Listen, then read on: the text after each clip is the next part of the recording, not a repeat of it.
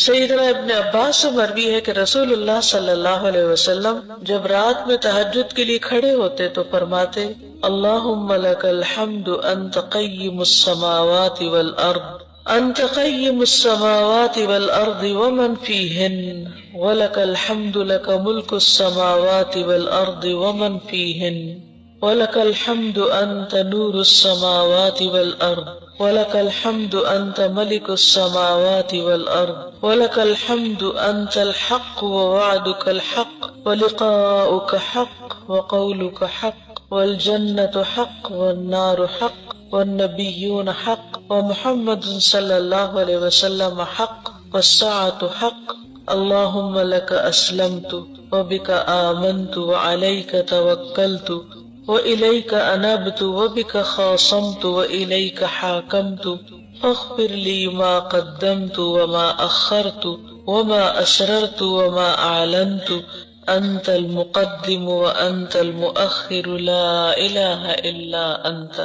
اے اللہ، ہر طرح کی تعریف تیرے ہی لیے ہے، تو آسمانوں اور زمین اور جو کچھ ان دونوں کے درمیان ہے ان کا سنبھالنے والا ہے، اور تیری ہی تعریف ہے۔ آسمانوں اور زمین اور ان کے درمیان کی تمام چیزوں پر حکومت تیرے ہی لیے ہے، اور تیری ہی تعریف ہے۔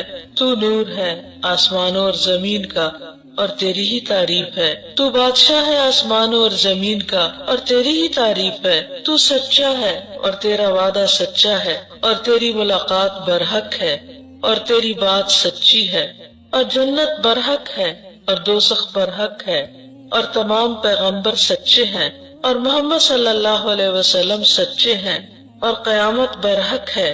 اے اللہ، میں تیرا فرما بردار ہوں، میں تجھ پر ایمان لایا ہوں، اور میں نے تجھ پر بھروسہ کیا ہے، اور میں تیری ہی طرف رجوع کرتا ہوں، اور تیری ہی مدد سے مخالفین کے ساتھ جھگڑتا ہوں، اور تجھی سے فیصلہ چاہتا ہوں۔ تو میرے اگلے پچھلے پوشیدہ اور ظاہر گناہوں کو معاف فرما دے۔ تو ہی آگے کرنے والا اور پیچھے رکھنے والا ہے، کوئی معبود نہیں مگر تو ہی ہے۔ بہت ہی خوبصورت الفاظ میں نبی صلی اللہ علیہ وسلم نے اللہ سبحانہ وتعالیٰ کی حمد بیان کی ہے، اللہ تعالیٰ کی تعریف بیان کی ہے۔ اور یہ دعا آپ کہاں پڑھا کرتے تھے؟ یعنی اللہ اکبر کہہ کے ہاتھ باندھ کر پڑھا کرتے تھے سورۃ الفاتحہ سے پہلے تہجد کے وقت۔ اور اسی طرح جو پچھلی دعا ہے یہ بھی اسی جگہ پر پڑھنے کی دعا ہے، یعنی اپنا قیام اس سے شروع کرتے تھے، ان اذکار سے شروع کیا کرتے تھے۔ اس دعا پر اگر آپ غور کریں تو اس کے 3 حصے ہیں۔ پہلے حصے میں حمد بیان کی گئی ہے، دوسرے حصے میں اپنے ایمان کا اظہار ہے اور ان تمام چیزوں کی حقیقت کو تسلیم کیا گیا ہے جو واقعی حق ہے اور سچ ہے، اور تیسرے حصے میں دعائیں مانگی گئی ہیں۔ حمد کا انداز بھی بہت خوبصورت ہے، اور پھر ان تمام حقیقتوں کا اعتراف اور اقرار بھی بہت خوبصورت ہے، اور اس کے بعد جو کچھ مانگا گیا ہے وہ اپنے گناہوں کی معافی ہے۔ بیسیکلی اللہ تعالیٰ پر توکل اور اسی پر بھروسہ، اور پھر اپنی خطاؤں کا اعتراف اور بخشش کی درخواست۔ یہ جو آخری حصہ ہے انت المقدم وانت المؤخر لا الہ الا انت، تو ہی آگے کرنے والا ہے اور تو ہی پیچھے کرنے والا ہے۔ کیا مطلب ہے تو ہی آگے کرنے والا ہے؟ کس چیز میں آگے کرنے والا ہے؟ نیکیوں میں اور دنیاوی نعمتوں میں، جتنے بھی نعمتیں ہیں ان میں۔ بعض اوقات ایسا ہوتا ہے نا کہ آپ کسی چیز میں، کسی فیلڈ میں آگے بڑھ جاتے ہیں، اور بعض اوقات کوشش کے باوجود پیچھے رہ جاتے ہیں، تو اس وقت پھر ہمارا طرز عمل کیا ہونا چاہیے، ہماری سوچ کیا ہونی چاہیے، یا ہمارا رویہ کیا ہونا چاہیے؟ اور یہاں پر کیا حکمت ہے کہ ساری باتیں کرنے کے بعد فرمایا انت المقدم وانت المؤخر لا الہ الا انت۔ جی، یعنی کہ اگر ہم نیکیوں میں آگے بڑھ رہے ہیں تو اللہ کی توفیق سے ہی، اگر اس نے کچھ دیا، آگے بڑھنے کا موقع دیا، تو بھی اس میں اللہ کی حکمت ہے۔ یعنی ہم نے سب کچھ کر لیا لیکن اب معاملہ اللہ پہ چھوڑ دیا، یعنی ایک طرح سے مکمل بھروسے کا اظہار ہے، مکمل اعتماد۔ اور زندگی میں ایسا ہوتا ہے نا کہ کبھی انسان آگے بڑھتا ہے اور کبھی پیچھے رہ جاتا ہے، ایسا ہوتا ہے؟ یہ تو نہیں کبھی ہوتا کہ ہمیشہ آپ اپنی مرضی سے ہی جہاں چاہیں آگے بڑھتے چلے جائیں۔ اور استاذہ اس میں یہ بات بھی ہے کہ چونکہ ہر وقت یا تو ہم آگے بڑھ رہے ہوتے ہیں یا پیچھے ہو رہے ہوتے ہیں، اور یہ پوری دن میں ہر ٹائم ایسے ہو، کبھی نیکی میں آگے کبھی پیچھے، کبھی کسی اور کام میں آگے کبھی پیچھے، کبھی ٹائم تو سے آگے کبھی اتنی پیچھے. امپورٹنٹ بات ہے کہ اگر ہم پیچھے بھی ہو رہے ہیں تو بھی ہمارا یقین اللہ پہ ہی ہونا اس میں چاہیے، بھی کوئی خیر ہے. خیر ہے، اور اگر ہم آگے بڑھ رہے ہیں تو بھی ہم کسی بھی تکبر کسی چیز کا شکار نہ ہو کہ اللہ ہی کی ذات ہے جو آگے بڑھانے والی ہے اور پیچھے کرنے والی. بالکل. تو ہر روز صبح اگر یہ سبق یاد کر لے تو کسی سے شکوہ شکایت نہ رہے. میں صبح کسی ذکر کر رہی تھی کہ تقدیر پر ایمان کی ہم ڈسکس کر رہے تھے، تو میں نے کہا کہ مجھے ایمان تو ہے کہ جو بھی نقصان ہو وہ اللہ کی طرف سے ہوتا ہے، لیکن مجھے سارا وقت نا ایک گلٹ سوار رہتا ہے کہ میری غلطی ہے میری غلطی ہے، تو میں اس سے کیسے باہر آؤں. پھر میں نے ان سے کہا کہ اچھا اللہ تعالیٰ ہی سکھائیں گے مجھے کہ یہ میں اس کو بیلنس کر پاؤں. تو اس میں کتنا اللہ نے سکھا دیا کہ پہلے آپ اپنی غلطیوں کی معافی بھی پوری مانگ رہے ہیں، اور اس کے بعد پھر اللہ کو یہ کہہ رہے ہیں کہ جس چیز میں آپ چاہتے ہیں مجھے آگے کر دیتے ہیں، جس چیز میں چاہتے ہیں مجھے پیچھے، کیونکہ انسان کبھی بھی ہر چیز میں آگے نہیں ہو سکتا نا. اس میں مجھے یہ زیادہ سمجھ میں آ رہی ہے کہ اب میں تہجد میں کھڑی ہوں تو یہ آپ نے مجھے آگے کر دیے، اور اگر کوئی میں نیکی میں پیچھے ہوں کسی چیز میں، وہ بھی پھر میں آپ کی رضا سے. عام طور پہ ایسا ہوتا ہے کہ جو کچھ حالات ہمارے ساتھ پیش آ رہے ہوتے ہیں ہم انہیں ایکسپٹ نہیں کر پاتے. تو جب ہم نے کہا اللہ کا اسلم تو کہ میں نے اپنا آپ تیرے سپرد کر دیا، میں نے ایکسپٹ کر لیا. اسلم تو اصل میں کیا ہے؟ سبمیشن، ایکسپٹینس، کہ میں نے ایکسپٹ کر لیا. تو پھر اس کے بعد جو بھی حالات ہیں میرے ساتھ میں ان پہ راضی. رضیت باللہ ربا وبالاسلام دین وبمحمد النبی. تو یہ جو رضا کی کیفیت ہے، کیونکہ بعض اوقات آپ نیکی کے معاملات میں بھی کئی دفعہ کافی کوشش کرتے ہیں کہ مثلا ایک دعا آپ کو یاد ہو جائے، لیکن وہ نہیں ہوتی، کوشش کے باوجود نہیں کر پاتے. ہوتا نا ایسے، پھر مکس اپ ہو جاتی، پھر مکس اپ. کچھ چیزیں اتنی آسانی کے ساتھ یاد ہو جاتی، کچھ نہیں ہو پاتی. ہو سکتا ہے اللہ تعالیٰ چاہتا ہے کہ ہم اس دعا کو بھی اور بھی زیادہ مانگ لیں، کیونکہ اور زیادہ پڑھیں گے، اس کو بار بار دہرائیں گے تو ہی ہمیں یاد ہوگی، ورنہ ہم شاید پہلی دفعہ پڑھ کے یاد کر لیتے. تو جب ہمارا کوئی کام جلدی ہو جاتا ہے، مرضی کے مطابق ہو جاتا ہے، تو ہم خوش ہو جاتے ہیں. اور جب کوئی کام اس طرح نہیں ہوتا، ہم اس میں پیچھے رہ جاتے ہیں، اپنے ٹارگیٹس کو میٹ نہیں کر پاتے، تو پھر ہم مایوسی کا شکار ہو جاتے ہیں. ایسے حالات میں بھی مایوس نہیں ہونا چاہیے، کیونکہ اس میں بھی ضرور کوئی مصلحت ہوگی. کوئی چیز ایسی ہے جو آپ کی زندگی میں ڈیلے ہو رہی ہے اور آپ چاہتے ہیں جلدی ہو جائے. ہاں سوچئے ذرا، ہے کوئی؟ اکثر لوگ مسکرا رہے ہیں. کسی کی شادی ڈیلے ہو رہی ہے، کسی کا ویزا ڈیلے ہو رہا ہے. تو پھر جب وہ چیز نہیں ہوتی جو ہم چاہتے ہیں تو پھر ہماری کیفیت کیا ہوتی ہے، اور ہمارا ریئیکشن کیا ہوتا ہے؟ عموماً جھنجھلاہٹ. کیوں نہیں ہوا؟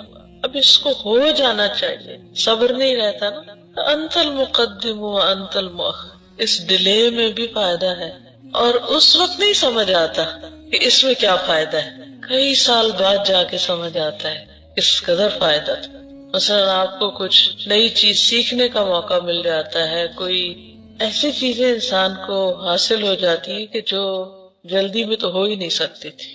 بعض اوقات تھوڑا انتظار کرنا پڑتا ہے اور بعض اوقات زیادہ انتظار کرنا پڑتا ہے، لیکن ہر حال میں پھر صبر ضروری ہے. مثلا آپ کسی کی ملاقات کے لیے گئے ہیں اور آپ کو انتظار کرنے کے لیے کہا گیا، اس وقت کیا کیفیت ہوتی ہے؟ اچھا نہیں لگتا وہ انتظار. یا کبھی اپنی باری کا انتظار کرنا پڑتا ہے تو اچھا نہیں لگتا وہ انتظار، لیکن اس میں کیا حکمت ہوتی، کیونکہ ہمیں اس وقت نہیں سمجھ آ رہی ہوتی نا، کیونکہ ہماری توجہ اس وقت غور و فکر پر نہیں ہوتی. ہماری توجہ اس وقت مقصد پہ ہوتی ہے، یا وہ چیز جو ہم پانا چاہتے ہیں اس پہ ہوتی ہے کہ یہ جلدی سے مل جائے. اور آپ نے دیکھا ہوگا کہ بہت ساری چیزیں اگر زندگی میں قبل از وقت ہونے لگے، وقت سے پہلے انسان کو مل جائے تو وہ انسان کے لیے نقصان دہ ہو جاتی. ہم نے تو اپنے لیے سوچا ہوتا ہے کوئی نیکی یا کوئی اچھائی یا کوئی ہم یہ کریں گے، لیکن اللہ تعالیٰ ہمیں ڈفرینٹ حالات میں رکھ کے کچھ اور طرح سے تربیت کرنا چاہ رہے ہوتے ہیں. بالکل. اور وہ کچھ حالات واقعات ایسے پیش آتے ہیں کہ جس کی وجہ سے ہم زیادہ سیکھ لیتے ہیں، پھر اس کے بعد وہ چیز حاصل زیادہ بہتر طور پر پھر ہینڈل بھی کر سکتے ہیں اس کو. استاذہ مجھے ایسے لگ رہا تھا کہ یہ جو آخری حصہ ہے نا، یہ اس سے تھوڑا سا جو پچھلا ہے نا اس کے ساتھ لنکڈ ہے، یعنی جس میں ہم کہتے ہیں کہ میں تجھ پہ ایمان لایا، تجھ پہ بھروسہ کیا، میں تیری ہی طرف رجوع کرتا ہوں، تیری ہی مدد سے مخالفین کے ساتھ جھگڑتا ہوں اور پھر تجھ ہی سے فیصلہ چاہتا ہوں، یعنی اپنی تمام چیزیں اس کے حوالے کیا. اور ایک اور چیز جو مجھے اس پورے میں نظر آ رہی تھی کہ یہ دن رات کا ایک تعلق ہے جو اللہ سبحانہ تعالیٰ سے جڑا ہوا ہے، اور پھر اس کی پوری ترتیب نبی پاک صلی اللہ علیہ وسلم کی لائف میں مجھے لگ رہا ہے کہ وہ ایک سیکنڈ بھی جب وہ اپنے شعور میں ہوتے ہیں تو ان کا تعلق اللہ سبحانہ تعالیٰ سے جڑا ہوا ہوتا ہے، خصوصاً تنہائی کے لمحات میں تو وہ سبحان اللہ سبحان ربی ہی کہتے چلے جا رہے ہیں. جب ہم نے یہ سب کہہ لیا اور اللہ سے تعلق ہے تو پھر اب رجوع بھی اسی سے ہے، اسی سے جھگڑا کیا، خاموشی، فیصلہ، ہر کچھ، تو پھر اب جو بھی ہوگا اب وہ چاہے آگے کرے چاہے پیچھے کرے، ہر ایک میں خیر ہی خیر ہے. جزاک اللہ خیر. اس میں آپ دیکھیں کہ ہم اکثر جھگڑے کی حالت میں بھی ہوتے ہیں، کبھی اپنے سے جھگڑ رہے ہوتے ہیں، کبھی دوسروں سے. کبھی آپ کا ہوا کسی سے جھگڑا؟ بہت ہوتا ہے، ہر روز کوئی نہ کوئی، کبھی بچوں سے جھگڑ رہے ہوتے ہیں، کبھی بڑوں سے، کبھی دوستوں سے، کبھی کسی سے جھگڑا چلتا رہتا ہے نا. تو اس میں کیا ہے کہ وَبِكَ خَاصَمْتُ وَإِلَيْكَ حَاكَمْتُ فَاغْفِرْ لِي مَا قَدَّمْتُ وَمَا أَخَّرْتُ. کیونکہ جھگڑے میں ہم اپنے آپ ہی کو حق پر سمجھتے ہیں اور ہم سمجھتے ہیں ہمارے ساتھ زیادتی ہو رہی. فَاغْفِرْ لِي مَا قَدَّمْتُ وَمَا أَخَّرْتُ. ایون تو اگر ہمارے ساتھ بھی ہو رہی ہے تو بھی بخشش مسائل کا حل ہے. جب کسی بھی کام میں رکاوٹ آئے تو صرف لڑائی جھگڑے سے وہ حل نہیں ہوتی، اللہ کی طرف رجوع کرنے کی ضرورت ہوتی. اور پھر انت المقدم و انت المؤخر، اللہ چاہے تو فیصلہ جلدی سامنے آئے، اللہ چاہے تو اس میں تاخیر ہو جائے. اسی جلد بازی کو کنٹرول کیا گیا، اس میں ہماری برداشت کو بڑھائی جا رہا تھا. اس میں بھی فائدہ ہوتا ہے نا، یعنی ایک چیز بڑھے یا دوسری، لیکن فائدہ ہی فائدہ ہے. استاذہ کل ایک خاتون آئی بہت ہی زیادہ پریشان تھی، تو وہ کہنے لگی کہ میں اپنا گھر چھوڑ رہی ہوں، یا میں خودکشی کر لوں گی اور یا میں. تو میں نے انہیں کہا کہ آپ کو پریشانی کیا ہے نا. تو انہوں نے بتایا کہ 22 سال پہلے میرے ہسبینڈ فوت ہو گئے تھے اور اس کے بعد میں نے بہت محنت کے ساتھ اپنے بیٹے کی پرورش کی، لیکن اب میرا بیٹا جو ہے وہ بہت زیادہ نافرمان ہے، ہر چیز ہے اب اس کے پاس مگر وہ بہت ہی زیادہ سنگ دل ہے، تو میں اب بالکل نہیں رہ سکتی اس گھر میں. تو میں نے انہیں کہا کہ آپ دیکھیں کہ نتائج بہت ساری چیزوں میں ہمارے ہاتھ میں نہیں ہوتے، ہمارے ہاتھ میں کوشش ہوتی ہے. صرف آپ نے اپنی طرف سے کوشش کی، آپ دعائیں بھی کریے، دعائیں جاری رکھیں. پھر میں نے انہیں نا قرآن مجید سے نوح علیہ السلام کی اور ایک دو اس طرح کی مثال دی. تو وہ ساری باتیں سننے کے بعد آخر میں انہوں نے مجھے کہا کہ میں اتنی مایوس تھی آج، اور مجھے یوں لگا کہ ہم مایوس اس وقت ہوتے ہیں جب ہم نتیجہ اپنے ہاتھ میں سمجھتے ہیں. نتائج کے اعتبار سے ہمارے ہاتھ میں کچھ نہیں، ہمارے ہاتھ میں صرف کوشش ہے. خلاصہ یہی ہے کہ نتیجہ ہمارے ہاتھ میں نہیں، انت المقدم و انت المؤخر، کہ تو ہی پیچھے کرنے والا ہے. تو بعض اوقات بہت زیادہ ہم اس بات پہ پریشان ہوتے ہیں اس وقت کیوں ایسا ہوا ہے، جیسے ہدایت ہی ملنا تھا تو ہم بہت زیادہ اس پر بات کرتے رہتے ہیں کہ ہم گلٹ فیل کرتے ہیں کہ اتنا عرصہ میں ایسے رہی. اور لیکن میں نے جب خود اپنا انالیسس کیا کہ مختلف چیزوں کے ملنے کے ایک وقت جو اللہ تعالیٰ نے رکھا ہے، کہ اگر وہ اس سے پہلے مجھے ملتی تو شاید میں اس کی وہ قدر ہی نہ کرتی. تو یہ جیسے اللہ تعالیٰ نے قرآن مجید میں بھی کہا نا کہ موسیٰ علیہ السلام کے لیے کہ اب تم ٹھیک وقت پر آ گئے ہو اے موسیٰ. تو چیزوں کو لینے کے لیے قبولیت کی صلاحیت ہی ہمارے اندر نہیں ہوتی، تو اس وجہ سے بھی بعض اوقات تاخیر ہو رہی ہوتی ہے. بالکل. اس دعا کو جتنی دفعہ بھی پڑھا جائے کم ہے، اس سے بہت معنی کا سمندر ہے. اور جس طرح اللہ سبحانہ وتعالیٰ کی تعریف کی گئی اور اس میں سے بھی ایک ایک حصہ جو ہے وہ قابل غور ہے، کہ کس طرح آسمان و زمین سے بات شروع ہوتی، پھر اللہ کے ملک پہ بات شروع ہوتی، پھر نور کی بات ہے، اور پھر اللہ کے وعدوں اور ملاقات اور بات کی، اور پھر جنت، پھر دوزخ اور انبیاء اور نبی صلی اللہ علیہ وسلم. آگے چلتے ہیں. فجر کے وقت کی اہمیت. صبح خیز امتیوں کے لیے نبی اکرم صلی اللہ علیہ وسلم کی دعا. صبح خیز کا مطلب جو صبح صبح اٹھ جائے. صبح جلد اٹھنے والے امتیوں کے لیے نبی اکرم صلی اللہ علیہ وسلم کی دعا. آپ نے فرمایا اللہم بارک لی امتی فی بکورہا، اے اللہ میری امت کے لیے اس کی صبح میں برکت ڈال دے۔ پھر فجر کی سنتیں دنیا اور ما فیہا سے بہتر ہیں۔ سیدہ عائشہ سے روایت ہے نبی کریم صلی اللہ علیہ وسلم نے فرمایا رکعتا الفجر خیر من الدنیا وما فیہا، فجر کی 2 سنتیں دنیا اور اس کی ہر چیز سے بہتر ہیں۔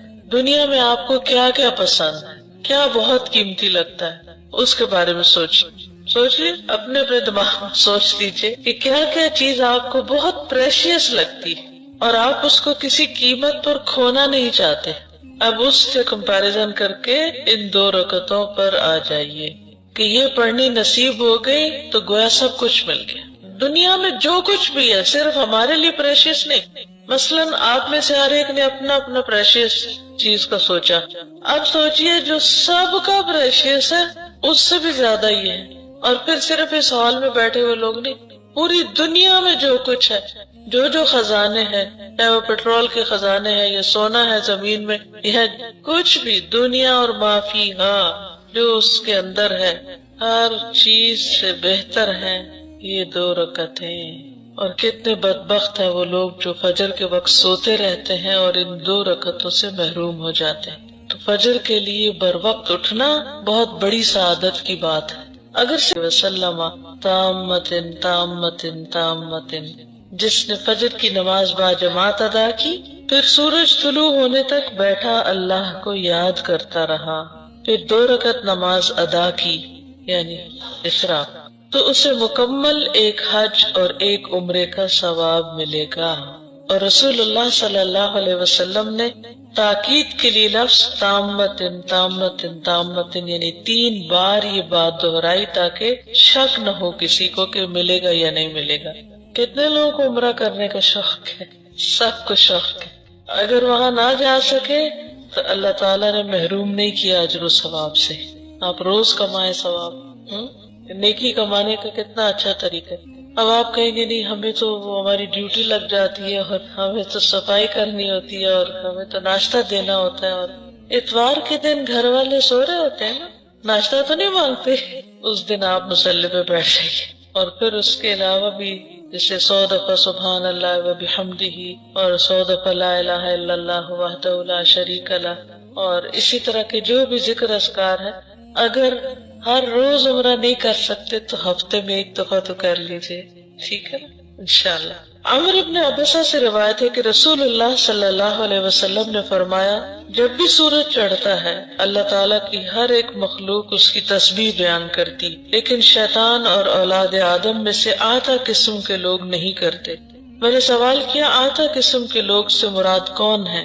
آپ نے فرمایا بدترین انسان، یا فرمایا اللہ کے مخلوق میں سے بدترین کو آتا کہتے ہیں، یعنی جو سورج نکلنے کے وقت میں اللہ کی تسبیح نہیں بیان کرتے، ذکر نہیں کرتے، خواہ وہ سو رہے ہوں، خواہ وہ باتیں کر رہے ہوں، خواہ وہ ادھر ادھر کے ہنگاموں میں مصروف ہوں، وجہ کوئی بھی ہو، یا ویسے ہی غفلت میں نہ کریں۔ کیونکہ بعضوں کا دیکھا گیا کہ اگر 4 لوگ بھی کہیں اکٹھے ہیں تو وہ صبح دنیا بھر کی باتیں شروع کر دیتے اور گھروں میں ایک ہنگامہ سا برپا ہوا تھا، کوئی کسی کو آواز نہیں دے رہا، کو پکار، یعنی اس سے میں قیلولہ کرنے سے دل پر سٹریس کم ہوتا ہے تو ہارٹ کی بیماریوں سے بھی بچا جا سکتا ہے۔ ہمارا جسم سرکیڈین ردم کو فالو کرتا ہے اور چینی طب کے مطابق دوپہر دل کے لیے پیک آور ہوتے ہیں، دوپہر کا وقت دل کے لیے پیک آور ہوتا ہے۔